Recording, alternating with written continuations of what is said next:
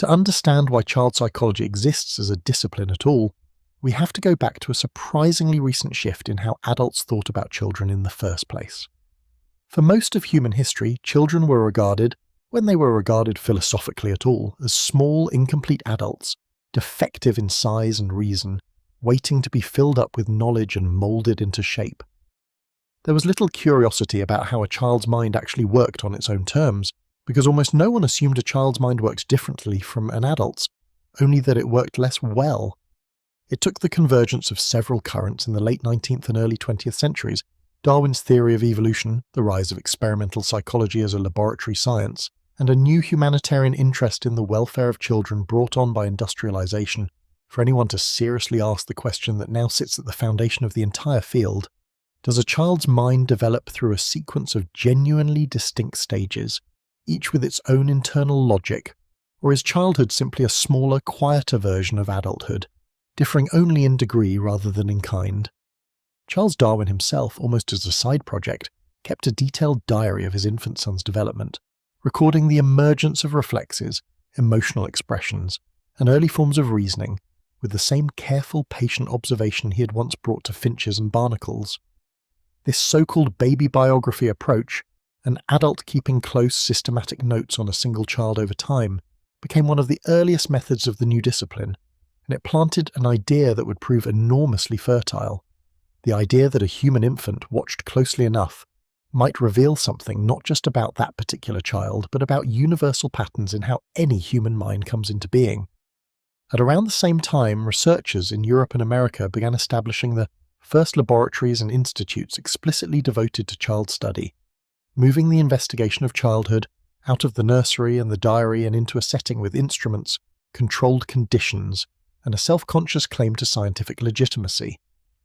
What made this new science genuinely disruptive rather than simply an extension of ordinary parental curiosity was its willingness to treat children's errors, their so-called wrong answers, as more informative than their correct ones. A child who insists that a tall, thin glass contains more water than a short, wide glass, even after watching the same amount of water poured from one into the other, is not simply behind an adult in knowledge. Researchers came to realize that such a child is operating according to a coherent, internally consistent way of reasoning about the world, a logic that is not simply a weaker version of adult logic, but a genuinely different system, with its own rules, that will eventually be replaced by more sophisticated systems as the child develops. This single insight, that children think differently rather than simply less, is arguably the founding insight of the entire field of child psychology, and its implications ripple through education, parenting, law, and medicine to this day. The early 20th century saw this new science splinter productively into several major schools of thought, each asking a slightly different version of the central question. Some researchers, following the lead of the behaviorists, focused almost entirely on observable behavior, treating the child's mind as a black box whose inner workings could not be directly studied, only inferred from the relationship between stimulus and response, reward and punishment. Others, drawing on the psychoanalytic tradition established by Sigmund Freud and later extended by his followers, focused on the emotional and unconscious dimensions of childhood, arguing that early relationships and unresolved conflicts in infancy and early childhood left a permanent stamp on adult personality.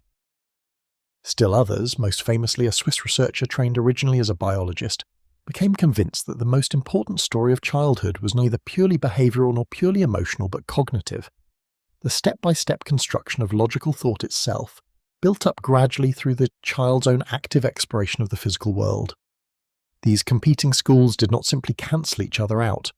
Over the following century, they gradually wove together into the richer, more integrated picture of child development that the field holds today, one that recognizes that a growing child is simultaneously acquiring new cognitive capacities, forming crucial emotional attachments, learning to regulate behavior through reinforcement and social feedback, and absorbing an enormous amount of cultural and linguistic knowledge from the people around them, all at once, in a process far too complex for any single early theory to have captured on its own.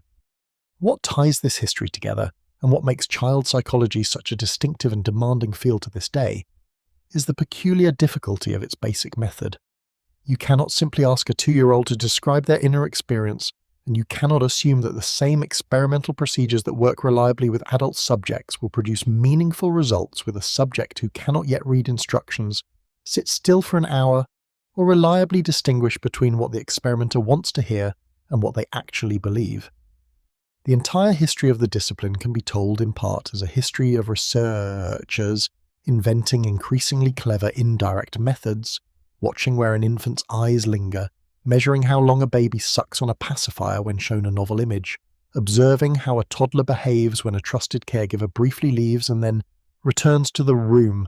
precisely because the most basic and most interesting questions about the developing mind cannot be answered by simply asking the child what is going on inside their head. It is this combination of a profound and universal subject, the emergence of a human mind out of infancy, and an unusually demanding methodological challenge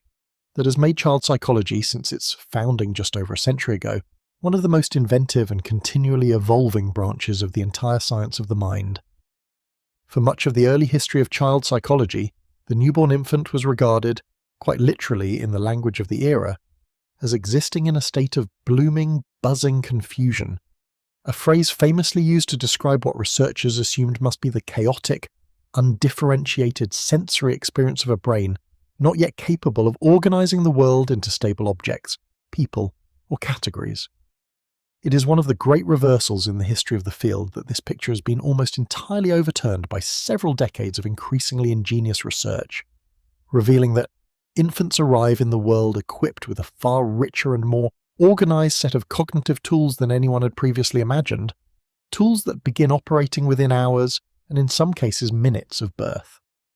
Consider the newborn's apparent preference for faces. Within the first day of life, before an infant has had any meaningful opportunity to learn what a face is, or why it matters, researchers have found that babies will track a simple face-like pattern of dots, 2 above and 1 below in roughly the right proportions, further and longer with their eyes than they will track a scrambled arrangement of the exact same dots. This is not learned behavior in any ordinary sense. It appears to reflect some form of innate, pre-wired sensitivity to the general configuration of a face, a head start that ensures the newborn's attention is drawn from the very first hours of life toward the class of object that will matter more than any other for its survival and its social development, the human caregiver. Similarly, careful experiments using habituation, the simple but powerful technique of showing an infant the same stimulus repeatedly until their interest declines, and then presenting a new stimulus to see whether interest rebounds, have revealed that infants as young as a few months old appear to possess a rudimentary sense of number, reacting with surprise measured by longer-looking times when a small group of objects is secretly altered to contain more or fewer items than before, even though the infant has no language with which to count or label what they are perceiving. Perhaps the most striking demonstration of hidden infant competence concerns what researchers call object permanence, the understanding that an object continues to exist even when it is out of sight. The Swiss researcher who did more than anyone to establish the study of childhood cognition observed that very young infants, when a toy is hidden under a cloth in front of their eyes, will simply stop looking for it, behaving as though the object has ceased to exist entirely the moment it disappears from view. He concluded from this observation that the concept of a permanent, independently existing physical world was not present at birth, but had to be gradually constructed by the infant through months of active physical exploration, reaching, grasping, and searching.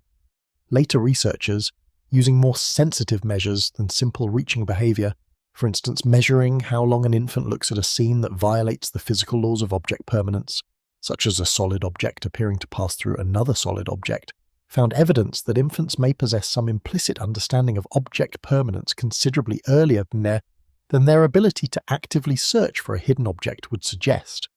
revealing an important and recurring theme in the field: the gap between what an infant appears to understand based on subtle measures of attention and surprise, and what that same infant is able to demonstrate through deliberate, coordinated action. This gap between implicit knowledge and explicit capability turns out to be one of the central organizing puzzles of infant research. An infant may show, through their looking behavior, a kind of intuitive appreciation of basic physical principles, that objects do not pass through solid barriers, that unsupported objects tend to fall, that a moving object continues along a coherent path when briefly hidden behind a screen, well before that same infant has developed the motor coordination and planning ability necessary to act on this knowledge in any deliberate way. Some researchers have argued that this pattern suggests the existence of what they call core knowledge,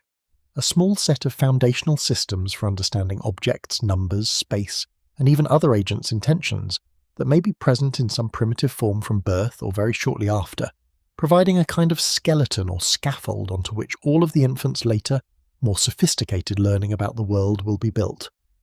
None of this is to say that infants arrive in the world as fully formed little scientists.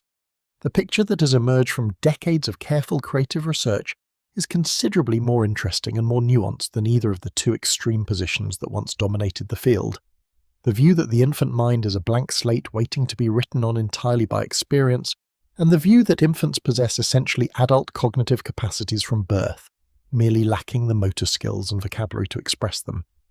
Instead, researchers now generally understand infant cognition as a genuine developmental process, one that begins with a modest but real set of innate biases and sensitivities, a preference for faces, a rough sense of number and physical continuity, and builds outward from there through an intense, largely self-directed process of exploration and learning that unfolds at a pace and along a sequence that is remarkably, though not perfectly, consistent across children and across cultures, a sequence that the rest of the field of child psychology has spent the past century trying to carefully map, stage by stage, from the crib to the classroom. No single figure looms larger over the early history of child psychology than the Swiss researcher who spent decades patiently interviewing and observing children, including his own, and who concluded that a child's intelligence does not simply grow in a smooth, continuous line from less to more, but passes through a series of qualitatively distinct stages, each one representing a genuinely different way of organizing thought about the world. He proposed that infants, from birth to roughly 2 years of age, occupy what he called the sensory-motor stage, in which intelligence is expressed almost entirely through physical action and immediate sensory experience rather than through internal abstract symbols. During this period, the infant's entire cognitive project, in his view, is to construct a basic, workable understanding of a physically stable and predictable world, an understanding culminating toward the end of this stage in a reasonably firm grasp of object permanence and the beginnings of deliberate, goal-directed problem-solving, such as pulling a blanket toward oneself in order to retrieve a toy resting on top of it. Following the sensory-motor stage, roughly between the ages of 2 and 7, the child enters what was called the pre-operational stage, a period marked by an explosion of symbolic thinking, evident in the rapid growth of language, in pretend play, in the ability to use one object to represent another entirely different object, a stick standing in for a sword, a cardboard box becoming a spaceship. Yet this same period, in the theory, is also marked by certain characteristic limitations in logical reasoning that researchers found could be reliably and repeatedly demonstrated through carefully designed tasks. The most famous of these concerns what is called conservation, the understanding that a given quantity of material remains the same even when its outward appearance is changed. A child in this stage shown 2 identical short wide glasses containing equal amounts of liquid will readily agree the amounts are the same, but if the liquid from one glass is then poured, in full view of the child, into a taller, narrower glass, the same child will typically insist that the taller glass now contains more liquid, apparently reasoning, based on the single, most visually salient dimension, height, without being able to simultaneously coordinate that dimension with the compensating change in width. This same basic limitation shows up across a whole family of related tasks involving number, mass, and volume, and researchers interpreted its consistent appearance across so many different materials as evidence of a genuine underlying limitation in the child's reasoning ability during this stage, rather than a simple lack of specific factual knowledge about liquids or glasses. Around the age of 7, according to this influential account, children enter what was termed the concrete operational stage, in which they become capable of exactly the kind of coordinated, reversible reasoning that eluded them just a few years earlier, readily passing conservation tasks and demonstrating an increasingly sophisticated ability to classify objects along multiple dimensions simultaneously, to understand relationships of order and hierarchy, and to reason accurately about cause and effect, so long as the material they are reasoning about remains tied to concrete, tangible objects and situations rather than fully abstract hypotheticals. It is only with the arrival of what was called the formal operational stage beginning around adolescence that young people become capable, in this theory, of genuinely abstract reasoning, of systematically testing hypotheses, of reasoning about purely hypothetical or counterfactual situations that have no direct correspondence to any concrete object in front of them, and of engaging in the kind of deductive, logical thinking that underlies advanced mathematics, scientific reasoning, and philosophical argument. This four-stage account exerted an enormous influence over education and developmental psychology throughout much of the 20th century, and much of it has held up remarkably well under decades of subsequent scrutiny, particularly its central insight that children's reasoning genuinely does undergo qualitative reorganization over the course of development rather than simply accumulating more facts within a fixed cognitive architecture. At the same time, later researchers, using more sensitive and often simplified versions of the original tasks, found that children can display certain of these more sophisticated reasoning abilities considerably earlier than the original stage theory suggested, when tasks are stripped of confusing or misleading verbal instructions and presented in a form that better matches a young child's practical everyday experience. This has led most contemporary researchers to regard the original stage boundaries as somewhat less rigid and less universally fixed in age than first proposed, while still preserving the theory's most enduring and important contribution, the recognition that a child's mind, at any given point in development, operates according to a coherent and internally consistent logic of its own, a logic that must be understood on its own terms rather than judged simply as a deficient version of adult reasoning, and that the sequence in which these different logics tend to emerge, from action-based intelligence to symbolic but egocentric reasoning, to concrete logical operations to fully abstract thought, remains one of the most well-replicated and widely taught frameworks in the entire discipline. While the stage theory of cognitive development dominated much of the field's early history in Western Europe and North America, a parallel, and in the eyes of many contemporary researchers, equally important line of thinking was developing in the Soviet Union, largely hidden from Western psychologists for decades by political isolation and language barriers, only becoming widely influential in the field several decades after its original formulation. This alternative tradition, associated above all with a brilliant Russian psychologist who died tragically young from tuberculosis, argued that the earlier stage theory, for all its insight, had made a crucial error by treating cognitive development as an essentially solitary process, something that happens inside an individual child's head as they physically manipulate objects in the world, largely independent of the surrounding social and cultural environment. This Russian tradition insisted, by contrast, that higher cognitive functions, the ability to plan, to reason abstractly, to regulate one's own attention and behavior deliberately rather than impulsively, do not simply unfold from within the child according to a fixed biological timetable, but are fundamentally social in origin, first appearing in the interactions between a child and more knowledgeable others, parents, older children, teachers, and only gradually becoming internalized as tools the child can use independently in private thought. Central to this approach is the concept of what is often translated as the zone of proximal development, a deceptively simple but enormously influential idea describing the gap between what a child can accomplish entirely on their own, unaided, and what that same child can accomplish with the guidance and support of a more capable partner. A child might be entirely unable to solve a particular puzzle alone, but might succeed readily with a few well-timed hints, questions, and demonstrations from a parent or teacher. And it is precisely this zone, the space of tasks a child can complete only with assistance today, that this tradition identifies as the true frontier of ongoing cognitive development,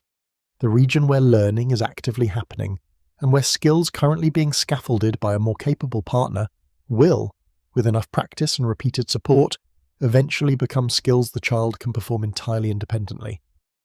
This idea gave rise to what later educational researchers would call scaffolding, the deliberate temporary support a more skilled partner provides to help a learner accomplish a task just beyond their current independent capability, support that is gradually and systematically withdrawn as the learner's own competence increases, ideally leaving the learner able, eventually, to perform the entire task alone. This Russian tradition also placed enormous emphasis on the role of language, not merely as a tool for communicating already formed thoughts between people, but as a tool that fundamentally transforms the structure of thinking itself. Young children can be observed, especially between the ages of about 3 and 7, talking audibly to themselves while working through a difficult task, a phenomenon that earlier researchers had sometimes dismissed as a kind of immature, egocentric babbling of little developmental significance. a sign of a child's inability yet to consider another person's perspective. This alternative tradition offered a strikingly different interpretation, arguing that this self-directed speech represents an essential intermediate step in a much longer developmental process, in which the guiding, regulating speech a child first hears from an adult, telling them to slow down, to check their work, to try a different approach, is gradually appropriated by the child and directed outward at themselves, spoken aloud during the preschool years and only later, typically around school age, internalized entirely, becoming the silent, private inner speech that adults use constantly to plan, to reason, and to regulate their own behavior, largely without any longer being aware that this inner voice originated developmentally in the external speech of parents and caregivers years earlier. The lasting contribution of this social and cultural tradition to the broader field of child psychology has been to insist, against any purely individualistic and biologically deterministic picture of cognitive development, that the specific culture, language, and social relationships surrounding a particular child are not merely a backdrop against which a universal biologically fixed developmental sequence unfolds, but are active constitutive ingredients that shape which cognitive tools a child develops, how quickly and in what particular form. A child growing up in a culture that places heavy emphasis on formal schooling and abstract literacy will tend to develop certain reasoning skills earlier and more robustly than a child growing up in a culture that instead emphasizes early apprenticeship in practical, hands-on skills, not because one child is more intelligent than the other in any general sense, but because each child's developing mind has been shaped, scaffolded, and given practice from a very early age by the specific social tools and tasks that their particular culture has made available and important to them. Alongside the study of how children come to think and reason, an entirely separate but equally foundational line of research emerged in the middle of the 20th century, concerned not with logic and cognition, but with the emotional bond between an infant and their primary caregivers, and with the long-term consequences of that bond for the child's developing sense of security in the world. This line of inquiry owes much of its founding insight to a British psychiatrist who was originally commissioned by the World Health Organization after the Second World War to investigate the psychological effects on the children who had been separated from their parents, whether through the evacuation of cities during the war, through hospitalization, or through institutional care in orphanages, and who concluded, based on this grim natural experiment, that the early emotional bond between an infant and a consistent caregiver was not a pleasant but ultimately optional feature of child rearing, but a biological and psychological necessity nearly as fundamental to healthy development as adequate nutrition. This researcher proposed that infants are born with an innate behavioral system, shaped by evolutionary pressures over the long history of the species, designed to maintain physical proximity to a caregiver, particularly at moments of distress, fear, or uncertainty.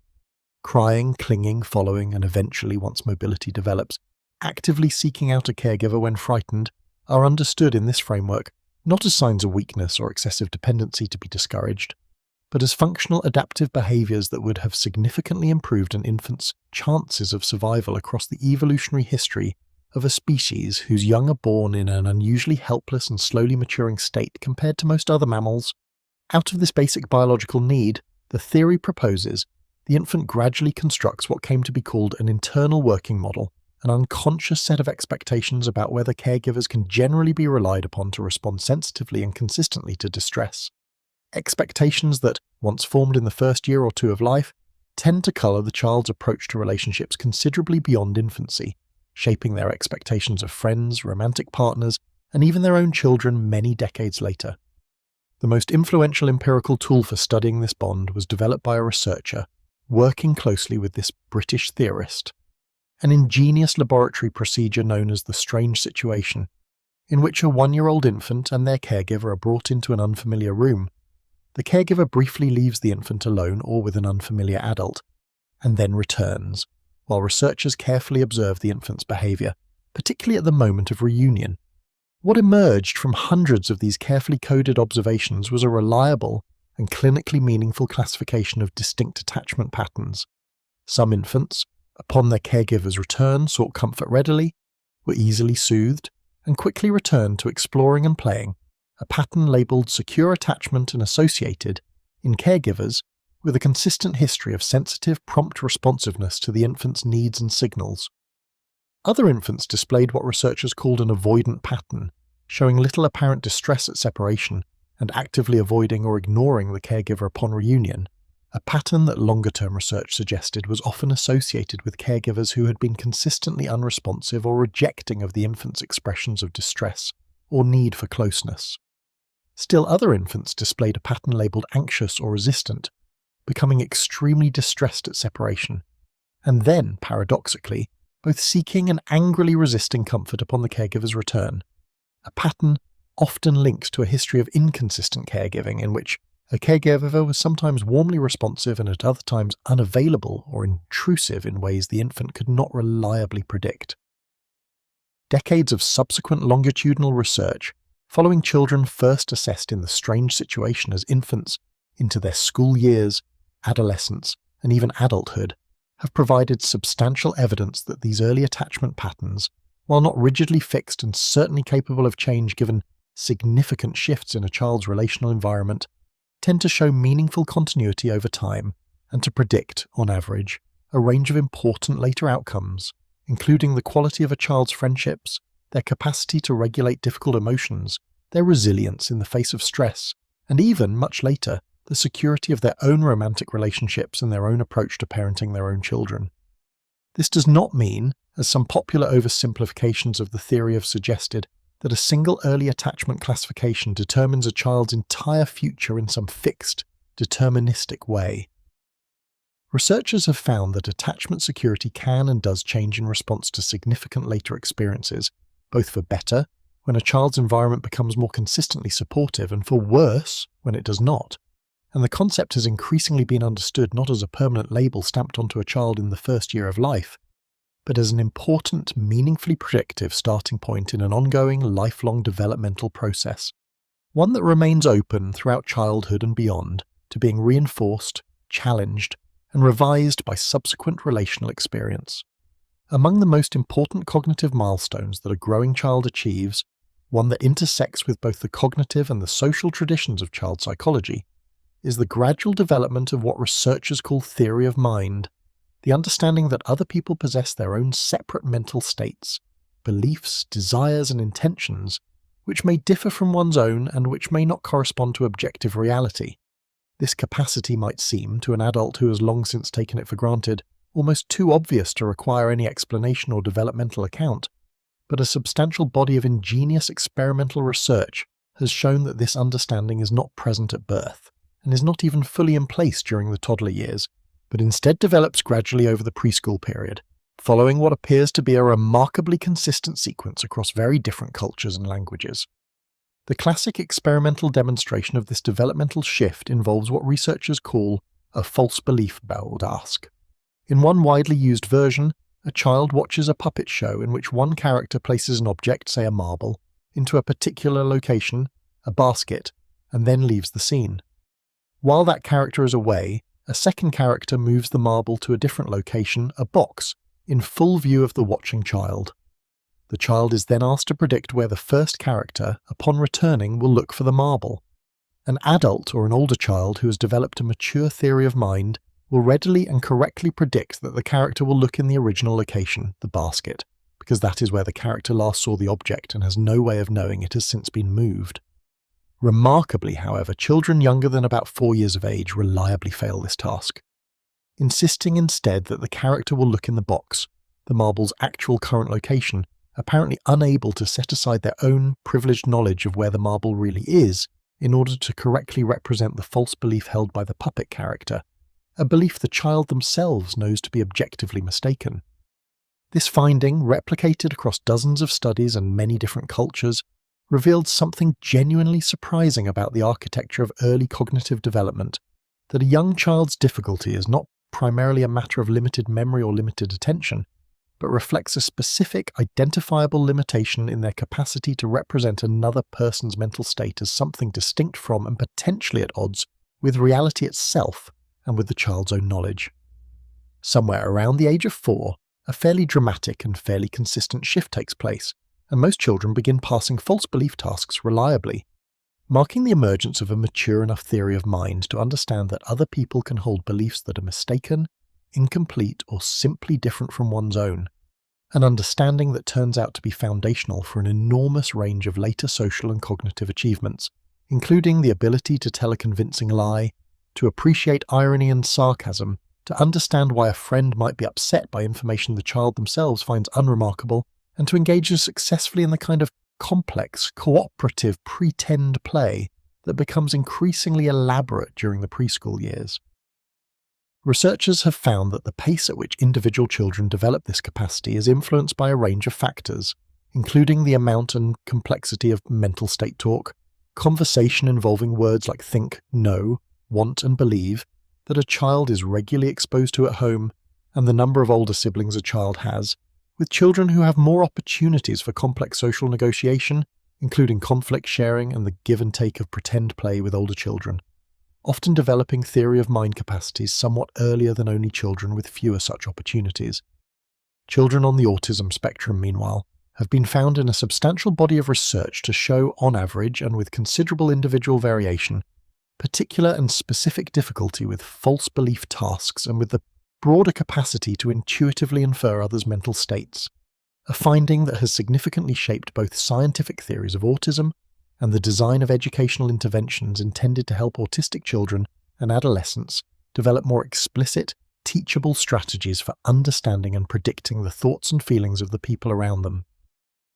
Of all the developmental achievements of early childhood, none unfolds with quite the same combination of speed, apparent effortlessness, and underlying mystery as the acquisition of language, and it is little surprise that the study of how children learn to speak has occupied some of the most talented and most contentious minds in the entire history of child psychology and linguistics. A newborn infant arrives in the world already showing subtle preferences, detectable through careful measurement of sucking behaviour, for the particular rhythms and sound patterns of the language or languages spoken around their mother during the final months of pregnancy, evidence that language learning begins in some rudimentary form even before birth. Within the first months of life, infants prove capable of discriminating between virtually every phonetic contrast used in any of the world's languages, a remarkably broad and cosmopolitan set of auditory discriminations that gradually narrows, by around the first birthday, as the infant's perceptual system becomes increasingly specialized and attuned specifically to the particular sound distinctions that matter in the language or languages they are actually being exposed to, at some cost to their ability to easily discriminate sound contrasts that are important in other unfamiliar languages, a narrowing that helps explain why learning to perceive and produce unfamiliar foreign language sounds later in life tends to be considerably more effortful than it was for that same person as a very young infant. The path from these early perceptual capacities to fluent grammatical speech follows a sequence that, while it varies somewhat in exact timing from child to child, shows a striking consistency in its overall order across children learning vastly different languages around the world.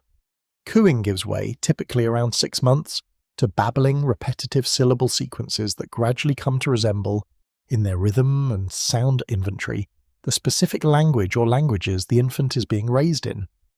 The first recognizable words tend to appear around the first birthday, usually referring to salient people, objects, and routines in the infant's immediate daily environment, and for a period of some months, vocabulary tends to accumulate relatively slowly, one word at a time. Then, typically sometime in the middle of the second year, most children undergo what researchers have often called a vocabulary spurt, a marked acceleration in the rate of new word learning, sometimes acquiring several new words per day, a period during which many children also begin combining words into simple two-word phrases expressing a surprisingly wide range of meanings, requests, observations, questions, and negations, using only the barest minimum of grammatical machinery. What has made the study of language acquisition such a central and contested topic within child psychology is the question of how exactly children manage to extract the underlying grammatical rules of their language from the finite, often messy, and grammatically imperfect stream of speech they actually hear around them, a puzzle sometimes called the poverty of the stimulus. Children are not explicitly taught grammar in any systematic way during these crucial early years, and yet by the age of about 3 or 4, most children are producing sentences of remarkable grammatical sophistication, and are able to generate entirely novel sentences they have never heard before, correctly applying grammatical rules to new words and situations. One especially famous piece of evidence for the fact that children are extracting genuine rules rather than simply memorizing and repeating phrases they have heard adults use comes from the common childhood error of over-regularization, in which a young child who has for some months correctly used an irregular past tense form learned by rote, such as saying went for the past tense of go, will suddenly begin saying goed instead, an error no adult around the child would ever have modelled, but one that makes perfect sense as evidence that the child has newly discovered and begun enthusiastically applying the general rule for forming the past tense in their language by adding a particular ending, a rule the child will only gradually learn to treat as having certain irregular exceptions. This puzzle of how children accomplish so much grammatical learning with so little explicit instruction and in such a comparatively short window of early childhood led one highly influential school of thought within linguistics to propose that human infants must be born with some innate, specifically linguistic cognitive apparatus, a built-in set of expectations about the general shape that any human language's grammar can take, which dramatically narrows the space of possible grammatical hypotheses the child needs to consider when exposed to their particular native language, making what would otherwise be an impossibly difficult learning problem tractable within the first several years of life. Other researchers, working from a more general statistical learning perspective, have argued that children may not require any specifically linguistic innate machinery at all, but instead bring to the task of language learning a set of powerful general-purpose statistical and pattern recognition abilities that, given the sheer volume and richness of the speech an ordinary child is exposed to over the early years of life, are in principle sufficient to extract the regularities of grammar without any dedicated language-specific starting point.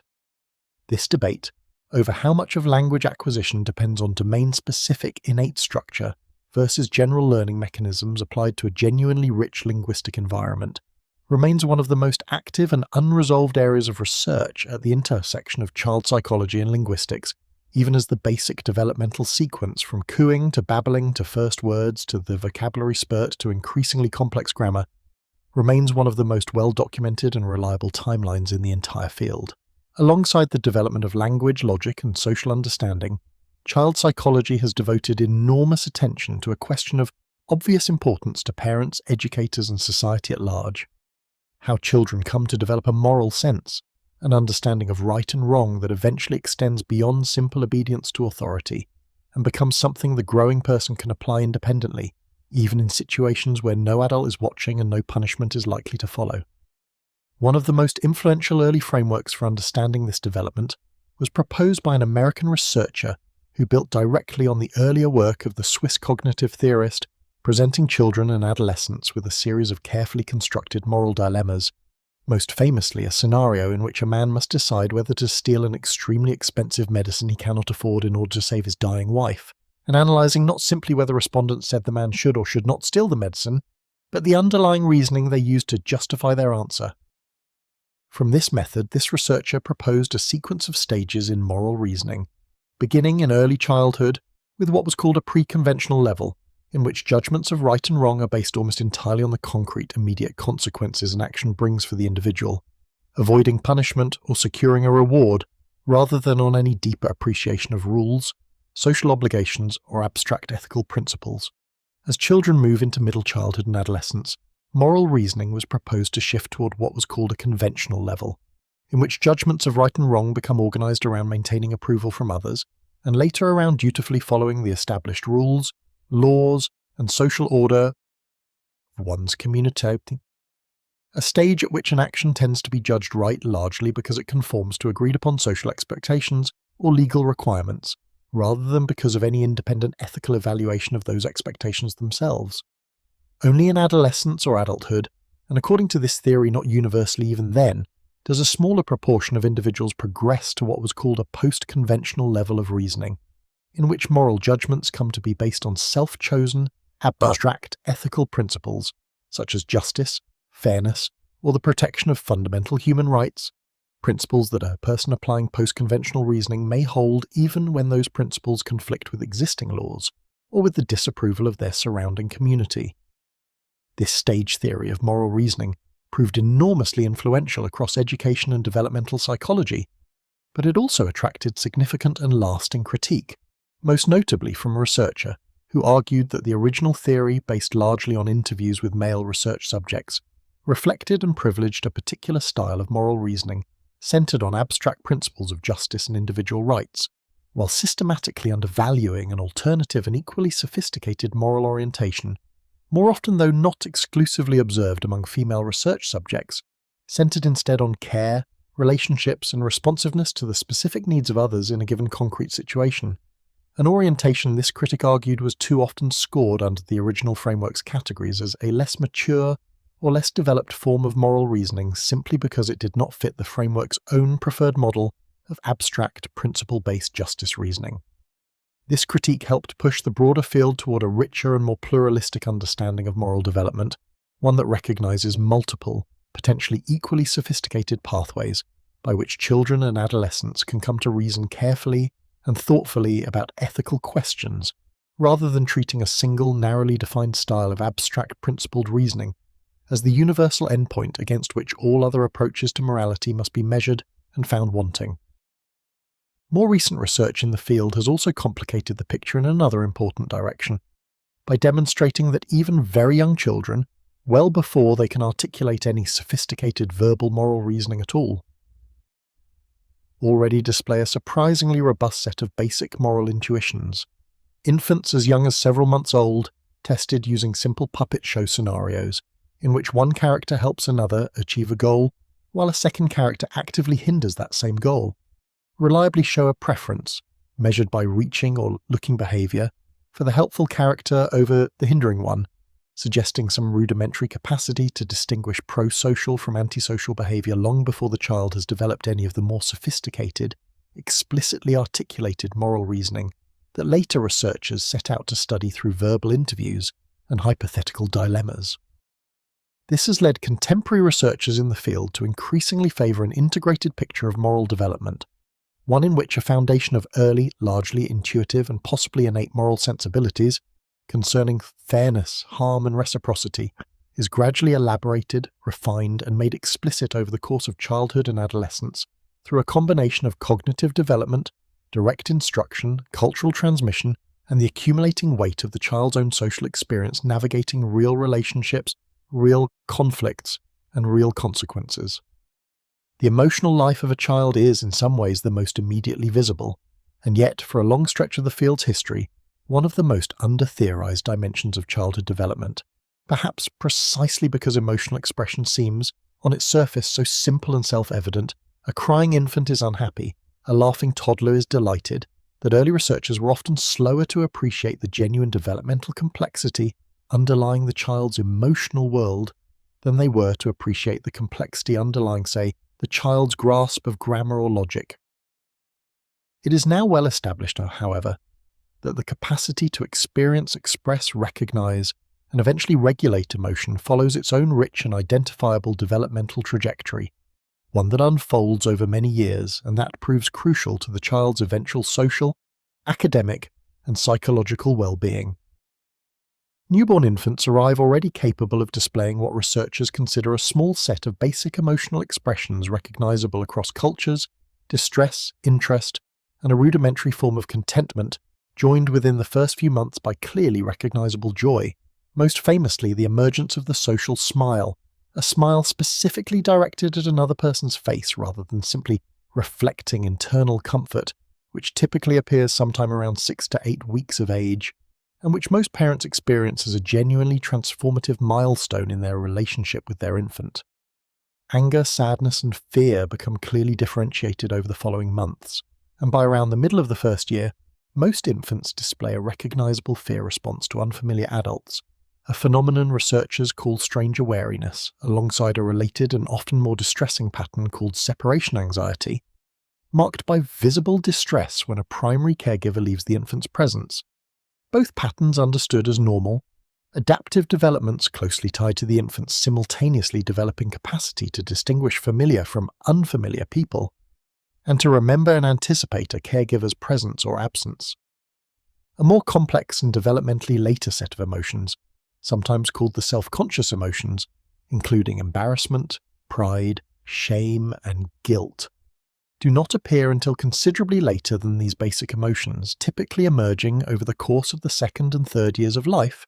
and researchers have identified this delayed emergence as directly tied to another crucial cognitive milestone, the child's developing capacity for self-recognition, most famously tested using a simple but clever procedure in which a small dot of rouge is surreptitiously placed on an infant's nose before the infant is shown their reflection in a mirror. Infants younger than about 18 months typically show no particular reaction to the mark or may reach toward the mirror itself as though the reflected infant were a separate individual, while infants older than about 18 to 24 months will typically reach up and touch their own nose, evidence that they have developed a stable internal representation of their own appearance sufficient to recognize the reflection as a genuine image of themselves rather than as some other child. Only once this basic capacity for self-recognition is in place does it become psychologically possible for a child to experience the self-conscious emotions at all, since feeling embarrassed, proud, or ashamed requires, at a minimum, some capacity to evaluate one's own behavior or appearance against a standard, an evaluation that presupposes exactly the sense of a continuous recognizable self that the mirror test is designed to detect. Alongside the simple emergence of new emotional categories, researchers have paid enormous attention to the parallel and equally important development of emotion regulation, the growing capacity of the child to manage the intensity and expression of their own emotional states, rather than being simply overwhelmed by them. A young infant has extremely limited capacity to regulate distress on their own, relying almost entirely on a caregiver's soothing behavior, physical comfort, rocking, feeding, and gentle vocal reassurance to bring an intense emotional state back under control. Over the following years, children gradually develop an increasingly rich toolkit of self-regulation strategies, at first largely behavioral, turning away from a distressing stimulus, seeking physical comfort from a caregiver, and later increasingly cognitive, deliberately distracting themselves, reinterpreting a frustrating situation in a more manageable way, or talking themselves through a difficult moment using exactly the kind of internalized private speech that the earlier Russian tradition of developmental research identified as central to the growth of self-regulated thought and behavior more generally. Researchers have found that the particular strategies a caregiver models and encourages during these early years, whether by helping a distressed toddler name and talk through their feelings, or by modeling calm problem-solving in the face of frustration, tend to have a measurable long-term influence on the child's own eventual capacity for emotional self-regulation, a capacity that in turn proves to be one of the most consistent and robust predictors across the entire span of childhood of a whole range of important later outcomes, including academic achievement, the quality of peer relationships, and overall psychological resilience in the face of life's inevitable stresses and setbacks. No debate has followed the field of child psychology more persistently, or been more thoroughly reframed and reconsidered over the decades, than the question of nature versus nurture, the question of how much of a given child's characteristics, their intelligence, their temperament, their vulnerability to particular psychological difficulties, should be attributed to inherited genetic factors versus the specific environments and experiences that child happens to encounter after birth. For much of the 20th century, this question was often framed, both in scientific and popular discussion, as a genuine either-or choice, with different schools of thought lining up firmly on one side or the other,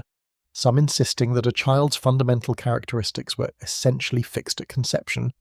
others insisting in the tradition of strict behaviorism that a sufficiently controlled environment could shape a child into virtually any desired outcome, regardless of their genetic starting point. Contemporary developmental science has moved decisively away from this either-or framing,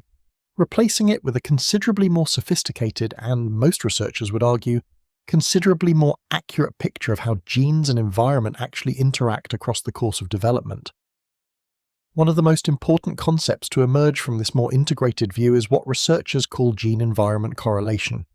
the recognition that a child's genetic makeup does not simply operate independently of their environment, but actively shapes and selects the environment that child ends up experiencing in the first place.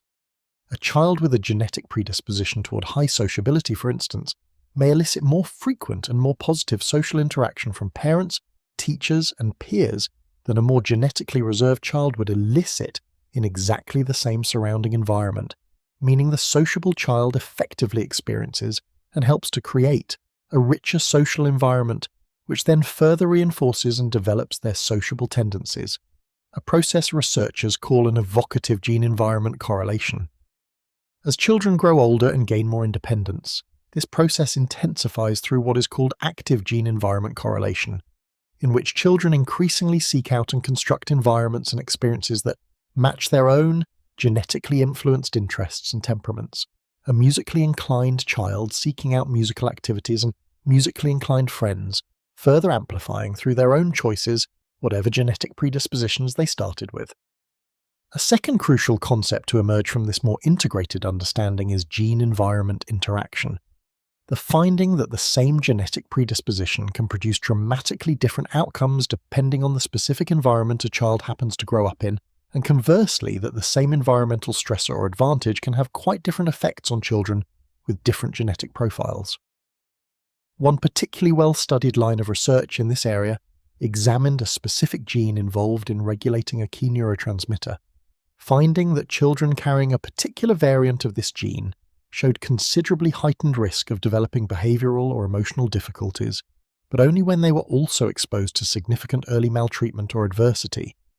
while children carrying the exact same genetic variant who grew up in a stable, supportive environment showed no elevated risk at all, and in some studies even showed somewhat better outcomes than children with the more common genetic variant, a pattern that has led some researchers to propose that certain genetic variants may function less as fixed vulnerabilities and more as a kind of heightened sensitivity to environmental influence in either direction, for worse under adverse conditions, but potentially for better under especially supportive and enriching ones. This more sophisticated, interactive understanding of nature and nurture has had significant practical consequences for how researchers, educators, and clinicians think about early intervention and prevention. Rather than asking the essentially unanswerable, and most researchers would now argue, poorly framed question of what percentage of a given child's intelligence or temperament is due to genes as opposed to environment, contemporary research increasingly focuses on the more tractable and more practically useful question of which specific environmental conditions tend to bring out the best developmental outcomes for children with particular genetic and temperamental profiles, an approach reflected, for instance, in a substantial body of research on what is sometimes called goodness of fit, the idea that a child's developmental outcomes depend not simply on their inherited temperament in isolation, nor on their surrounding environment in isolation, but on the degree of match or mismatch between a particular child's temperament and the specific expectations, parenting style, and environmental demands that child happens to encounter. A highly active, intensely curious child, for example, tending to thrive under a parenting and educational approach that channels and accommodates that energy and curiosity, and to struggle considerably more under an approach better suited to a naturally calmer, more compliant temperament, regardless of how well that same approach might work for a different child with a different genetic starting point. A significant and increasingly important branch of child psychology, sometimes called developmental psychopathology, is concerned not with the typical expected course of child development, but with understanding how and why development sometimes goes awry, producing the range of behavioral, emotional, and learning difficulties that bring a substantial minority of children, at some point in their childhood or adolescence, into contact with clinicians, special educators, and mental health professionals. One of the central and hard-won insights of this branch of the field is that most childhood psychological difficulties are best understood not as entirely separate, categorical conditions unrelated to typical development, but as extreme or maladaptive variations along developmental pathways that, in less pronounced form, are shared by every child, an insight that has significantly shaped both how such conditions are diagnosed and how they are treated. Consider attention deficit hyperactivity disorder, one of the most commonly diagnosed conditions of childhood, characterized by persistent difficulties with sustained attention, impulse control, and, in many though not all cases, elevated levels of physical restlessness and activity. Every young child, entirely typically, struggles considerably more than an older child or an adult with sustaining focused attention on a demanding task, resisting the impulse to blurt out an answer or grab a desired object, and sitting quietly for an extended period, capacities that researchers understand to depend heavily on the gradual, prolonged maturation of certain regions of the brain, particularly the prefrontal cortex, a maturation process that continues, in typical development, well into the third decade of life. A diagnosis of attention deficit hyperactivity disorder is not simply a matter of a child displaying some behavior entirely absent in typically developing children, but rather reflects a pattern in which these entirely normal developmental struggles with attention and impulse control are present at a level significantly more extreme, more persistent across different settings, and more functionally impairing than would be expected given the child's age. A recognition that has helped move the clinical and educational conversation away from treating such children as simply willfully disobedient or poorly disciplined, and toward understanding their difficulties as reflecting a genuine, measurable difference in the pace or pattern of a specific and well-studied aspect of typical neurological and cognitive development. A similar developmental framing has proven valuable for understanding autism's spectrum conditions, which researchers now understand to involve differences present from very early in development and rooted substantially in genetic and neurological factors, in several of the specific developmental capacities discussed earlier in this overview, particularly theory of mind, joint attention, the shared focus of attention between an infant and a caregiver on a common object of interest that typically emerges around the end of the first year, and that plays a crucial supporting role in early language and social learning, and the interpretation of social and emotional signals more generally.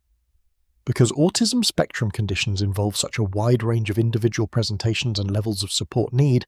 contemporary researchers increasingly emphasize that there is no single autistic developmental profile, but rather a genuinely diverse spectrum of ways in which these core developmental capacities can differ from the more typical pattern. Differences that in some cases bring significant everyday challenges and support needs, and that in many cases also bring distinctive cognitive strengths, particular areas of intense interest and expertise, and ways of perceiving and engaging with the world that autistic individuals and an increasing number of researchers argue should be understood and respected as a genuine form of neurological diversity, rather than simply as a deficit to be corrected or eliminated. Developmental psychopathology has also devoted considerable attention to the important and encouraging concept of resilience, the observation that a significant proportion of children who experience serious early adversity, poverty, family instability, exposure to violence, or the loss of a parent nonetheless go on to achieve genuinely positive developmental outcomes, defying the elevated statistical risk their early circumstances would predict. Long-term research following groups of high-risk children across many years has identified a consistent set of protective factors associated with this kind of resilient outcome, including, very often, the presence of at least one stable, emotionally supportive relationship with an adult, whether a parent, grandparent, teacher, or mentor, alongside individual characteristics such as effective self-regulation skills, a reasonably positive and flexible temperament, and a genuine sense of personal agency, a belief that one's own actions can meaningfully influence the course of one's life. This body of research on resilience has proven enormously important, both scientifically and practically, because it has shifted much of the field's attention away from a purely deficit-focused model concerned only with identifying and cataloguing risk, and toward a more balanced and ultimately more hopeful model concerned equally with identifying and actively strengthening the specific protective factors and relationships that appear to allow so many children, even those facing very serious early adversity, to nonetheless build genuinely healthy and fulfilling lives. For a considerable stretch of the field's early history, researchers tended to treat children's play, particularly the seemingly aimless, repetitive, and endlessly imaginative play that fills so much of early childhood, as a pleasant but developmentally peripheral activity, worth noting perhaps as a sign of a happy childhood, but not itself a serious object of scientific study in the way that language, logic, or attachment clearly were. This assumption has been almost entirely reversed by several decades of careful observational and experimental research, which has revealed play, in its various forms, to be one of the primary engines through which young children actually construct many of their most important cognitive, social, and emotional capacities, a discovery that has significantly reshaped early childhood education policy in many parts of the world. Consider pretend play, the seemingly simple but cognitively demanding activity in which a young child treats one object as though it were a different object entirely, feeds a doll with an empty spoon, or assigns themselves and a playmate different roles in an elaborate, jointly constructed imaginary scenario. Researchers have found that engaging successfully in this kind of play requires the coordinated exercise of a remarkable range of underlying cognitive skills, including exactly the kind of symbolic representation identified as a hallmark of the preoperational stage described earlier, an emerging theory of mind sufficient to track and coordinate multiple, sometimes conflicting perspectives within a shared pretend scenario, and considerable executive function, the capacity to hold in mind and flexibly apply the invented, temporary rules of a particular game, remembering, for instance, that a particular block currently represents a telephone rather than its ordinary identity as a block, while simultaneously suppressing the more habitual literal response that the object's actual physical properties might otherwise suggest. Longitudinal research has found that children who engage more frequently and more elaborately in this kind of complex socio-dramatic pretend play during the preschool years tend to show, on average, stronger subsequent development across exactly these domains: theory of mind, executive function, and emotional regulation.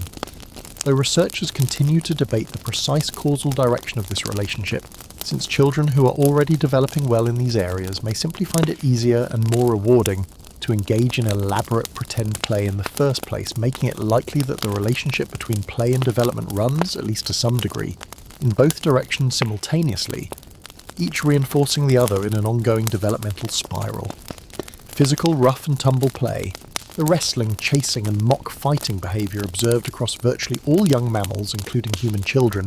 has similarly been found once researchers began studying it carefully rather than simply discouraging it as disruptive, to serve genuine and important developmental functions, providing children with valuable practice in reading and correctly interpreting the subtle physical and facial cues that distinguish genuine aggression from playful mock aggression. An important social skill, given how easily rough and tumble play can, if these cues are misread, tip over into genuine conflict, and providing an important, generally safe context in which children can practice negotiating dominance, cooperation, and the physical give and take of social relationships among peers of roughly equal size and status. A context that differs importantly from a child's relationships with adults, which are typically characterized by a much larger, more permanent imbalance of power and authority. Games with formal rules, which become increasingly prominent from the middle of childhood onward, replacing much of the earlier emphasis on unstructured pretend play, have been identified by researchers, including the influential Swiss cognitive theorist discussed earlier, as serving their own distinctive and important developmental function, providing children with an early, low-stakes practical laboratory for understanding the nature of social rules more generally. That rules are not simply fixed, arbitrary commands imposed by external authority, but are, or at least can be, cooperative agreements that participants collectively establish, understand, and, importantly, can also collectively renegotiate when circumstances require.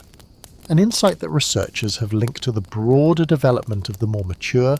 cooperative, and principle-based understanding of morality and social convention discussed in the earlier section on moral development. Taken together, this substantial body of research on play has fundamentally altered how the field of child psychology, and increasingly the broader field of early childhood education, understands the seemingly simple, everyday activity of children playing, revealing it not as a break from the serious business of development, but as one of the primary and most effective mechanisms through which that development actually takes place. Beyond the specific bond of attachment discussed earlier, child psychology has devoted enormous attention to the broader question of how the general style of parenting a child experiences relates to that child's overall developmental outcomes, a question that has produced one of the field's most widely cited and widely applied frameworks. Developed initially through careful naturalistic observation of parents and their preschool-aged children, and subsequently refined and tested across several decades of additional research. This framework proposes that parenting styles can usefully be understood along two largely independent dimensions: the degree of warmth and responsiveness a parent shows toward the child's needs and emotional signals, and the degree of demandingness or control a parent exercises regarding the child's behaviour, expectations for maturity, and enforcement of rules. Crossing these two dimensions produces four broad parenting styles that researchers have found to be reliably associated, on average across large samples of families, with meaningfully different child outcomes. Parents high in both warmth and appropriate demandingness, described as authoritative, tend to combine genuine emotional support and responsiveness to the child's perspective with the clear, consistently enforced expectations and reasoned explanations for the rules and limits they set. Across a very substantial body of research conducted in numerous countries and cultural contexts, Children raised in this style tend, on average, to show some of the most consistently positive outcomes measured across the field, including higher academic achievement, stronger self-regulation, higher self-esteem, and better social competence with peers, compared to children raised under the other identified styles. Parents high in demandingness but low in warmth, described as authoritarian, tend to enforce strict rules and expect unquestioning obedience without much accompanying explanation or attention to the child's own perspective or emotional experience, a style associated, on average, with somewhat lower self-esteem and social competence in children, along with, in some but not all studies, elevated risk of either excessive compliance and anxiety or, alternatively, covert rebellion, depending on the child's individual temperament and the broader cultural context. Parents high in warmth but low in demandingness, described as permissive or indulgent, tend to be warm, responsive and nurturing, but to set relatively few firm limits or consistent expectations, a style associated, on average, with children who may show good self-esteem and social ease, but who often display somewhat weaker self-regulation and a lower tolerance for frustration than children raised under an authoritative style. Finally, parents low in both warmth and demandingness, described as uninvolved or neglectful, provide neither significant emotional support nor consistent guidance or supervision, a style consistently associated, across the research, with the poorest outcomes on nearly every measure the field has studied, reflecting the basic developmental reality that virtually every capacity discussed throughout this overview, from secure attachment to emotional regulation to moral reasoning, depends to some meaningful degree on a child having consistent access to attentive, engaged adult involvement in their early life. It is important to note, and contemporary researchers in the field are generally careful to emphasize, that these broad categories represent statistical averages across large populations, rather than rigid, deterministic predictions about any individual child or family, and that considerable subsequent research has also revealed important cultural variation in how these parenting dimensions relate to child outcomes, with some studies finding, for instance, that a style involving somewhat higher demandingness and stricter behavioural control, closer in some respects to the authoritarian category as originally defined, appears to be associated with generally positive rather than negative outcomes in certain cultural contexts, where such an approach is widely normative and is experienced by children as an expression of parental concern and involvement rather than as cold or rejecting, a finding that has pushed the field toward a more culturally nuanced application of what was originally a framework developed and validated primarily within a fairly narrow segment of American families. Beyond the family, researchers have increasingly recognized the importance of peer relationships as an independent and increasingly influential developmental context as children move through middle childhood and into adolescence. A shift sometimes summarized by noting that while parents remain enormously important throughout childhood, the relative influence of the peer group on many aspects of a child's developing identity, values and behavior tends to grow steadily from the early school years onward, becoming by adolescence comparable to, or in some domains even exceeding the influence of parents. Researchers studying children's peer relationships have identified meaningful and consequential differences among children in their broader social standing within a peer group, distinguishing children who are popular and well-liked by the majority of their peers, children who are actively rejected, either because of aggressive behaviour or, somewhat differently, because of social withdrawal and awkwardness, children who are largely neglected, neither strongly liked nor disliked but simply overlooked by their peer group, and the children whose status is more mixed or controversial, generating both strong positive and strong negative reactions from different peers. This research has found that a child's early peer status, particularly outright peer rejection sustained over an extended period, carries meaningful predictive weight for a range of important later outcomes, including academic engagement, risk of later behavioural and emotional difficulties, and overall psychological well-being, findings that have significantly informed the design of school-based social skills interventions intended to help children who are struggling with peer relationships develop more effective strategies for initiating friendships, resolving conflicts, and successfully integrating into the complex, often unforgiving social world of the childhood and adolescent peer group. A relatively recent but increasingly central chapter in the story of child psychology concerns the direct study, made possible only by the development of safe, non-invasive brain imaging technologies over the past several decades, of the physical brain changes that accompany and, researchers increasingly believe, substantially underlie the psychological developments discussed throughout this overview. This line of research has revealed a brain development story considerably more prolonged and considerably more non-linear than earlier generations of researchers working without any direct access to the developing brain itself had generally assumed. The human brain undergoes an extraordinary and, from an evolutionary perspective, quite costly period of postnatal growth, with an infant's brain roughly tripling in overall volume between birth and early childhood, a growth driven not primarily by the creation of new neurons, since the vast majority of the neurons a person will ever have are already present at birth, but by a combination of the continued growth and elaboration of connections between existing neurons and, crucially, the process of myelination, in which a fatty insulating substance is progressively wrapped around neural connections, dramatically increasing the speed and efficiency with which signals can travel through the brain's circuits, a process that begins before birth in certain basic sensory and motor pathways, but that continues in some of the brain's higher-order association areas well into a person's 20s. Perhaps the single most consequential discovery to emerge from decades of paediatric brain imaging research concerns the markedly protracted developmental timeline of the prefrontal cortex, the brain region most heavily implicated in exactly the kind of executive function capacities, planning, impulse control, weighing long-term consequences against short-term rewards, and flexibly adjusting behaviour in response to changing circumstances, that this overview has repeatedly identified as central to so many of the field's most important developmental milestones, from theory of mind to moral reasoning to emotional self-regulation. Unlike many other brain regions, which reach something close to their adult level of structural maturity relatively early in childhood, the prefrontal cortex continues to undergo substantial structural refinement throughout adolescence and into the mid-20s, a finding that has provided crucial neurological context for a pattern long observed by behavioural researchers and painfully familiar to most parents of teenagers, the tendency of adolescents to show impulsive risk-taking and poorly regulated behaviour that seems strikingly at odds with their otherwise often quite sophisticated verbal reasoning and abstract thinking abilities. Researchers studying this apparent paradox have proposed an influential explanatory model sometimes summarised as a mismatch between two different brain systems maturing on two different timelines, a subcortical system associated with emotional reactivity, reward sensitivity, and the processing of social and emotional signals, which appears to mature relatively early,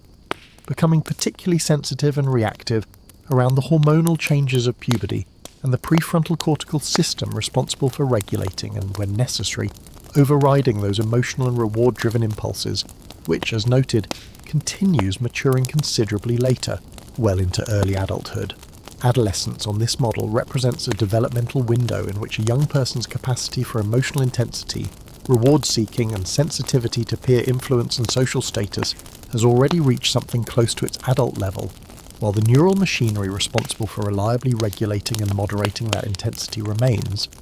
comparatively speaking still under substantial construction,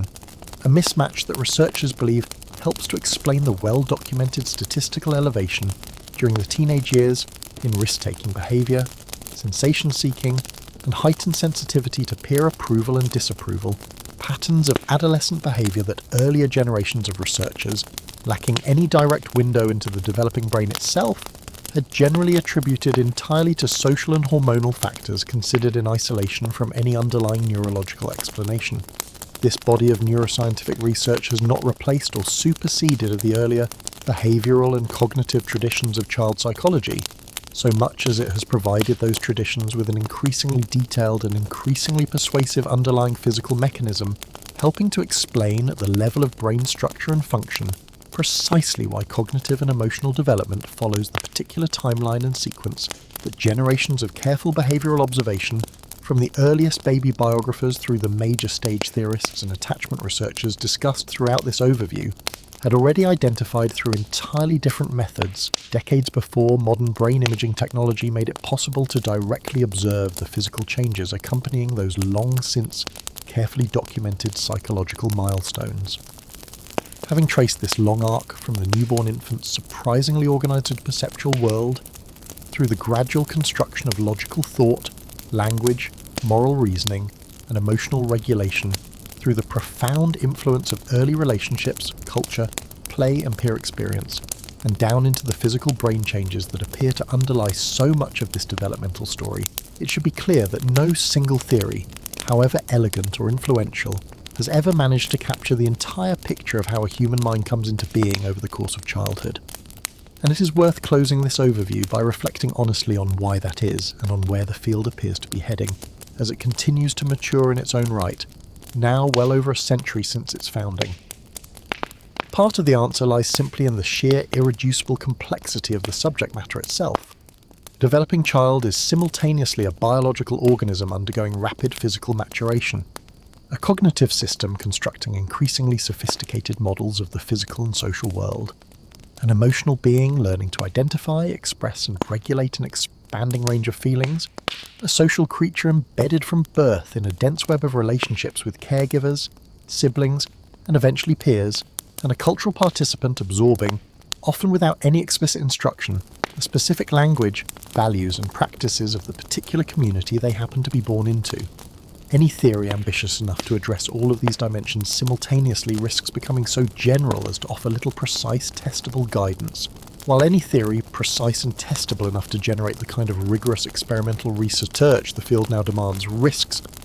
capturing only one narrow slice of what is, in reality, a single, deeply interconnected developmental process unfolding across all these dimensions at once in a growing child who does not experience their own cognitive, emotional, social, and physical development as separate tracks at all, but simply as the single, continuous, and endlessly surprising business of growing up. This recognition has pushed the contemporary field increasingly toward what researchers often call a developmental systems perspective, an approach that deliberately resists the temptation to declare any single factor, genes, early attachment, cognitive stage, cultural environment, or brain maturation, as the fundamental or primary driver of development, insisting instead that these different levels of analysis are constantly and dynamically interacting with one another across the entire span of childhood, so that a change at any one level, a shift in family circumstances, a new peer relationship, a period of accelerated brain maturation, tends to ripple outward and produce corresponding changes at every other level as well. This more integrated, systems-oriented approach is considerably more demanding, both methodologically and theoretically, than the earlier, more single-factor theories that dominated the field's first several decades. But most contemporary researchers in the field regard it as a genuine and necessary maturation of the discipline, a recognition that the child psychologists of a century ago were, each in their own way, correctly identifying one genuinely important piece of an enormously complex puzzle, without any of them, on their own, ever quite managing to see the whole picture. The practical stakes of getting this picture right, or at least steadily improving it, could hardly be higher. Nearly every major social institution that shapes a child's life, the family, the school system, the paediatric health system, the legal system's approach to juvenile behaviour, and an enormous and growing commercial industry of toys, media, and educational products aimed at children draws, whether explicitly or implicitly, on some underlying set of assumptions about how children think, feel, and develop, assumptions that a century of careful, often ingenious scientific research has repeatedly shown to require correction, refinement, and ongoing revision as new methods and new evidence become available. The story of child psychology, in this sense, is very far from a finished or closed chapter in the history of science. It remains, more than 100 years after its founding, one of the most actively researched and most consequential branches of the entire study of the human mind, precisely because every single one of us, at some point, was ourselves the small, endlessly curious, and quietly astonishing subject at the centre of exactly the developmental story this overview has only begun to tell.